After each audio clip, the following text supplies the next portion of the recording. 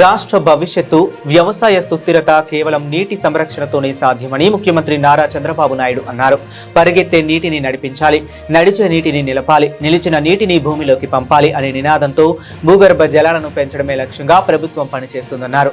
సోమవారం సీఎం చంద్రబాబు నాయుడు అనంతపురం జిల్లాలో పర్యటించారు. యాడికిలో సాగునీటి సంఘాలు, రైతులతో సీఎం సమావేశమయ్యారు. ఈ సందర్భంగా ఆయన ప్రసంగించారు. ముఖ్యమంత్రి చంద్రబాబు మాట్లాడుతూ ప్రకృతి ఇచ్చిన వనరులను కాపాడుకుంటూ భూమిని ఒక భారీ జలాశయంగా మార్చుకోవాల్సిన బాధ్యత ప్రతి పౌరుడిపై ఉంది.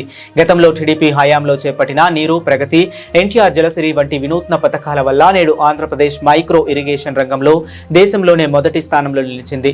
వర్షపు నీటి విలువ తెలిసిన రాయలసీమ ప్రాంత రైతాంగాన్ని ఆదుకోవాలని మైక్రో ఇరిగేషన్ ఒక వరంగా మారింది అని అన్నారు.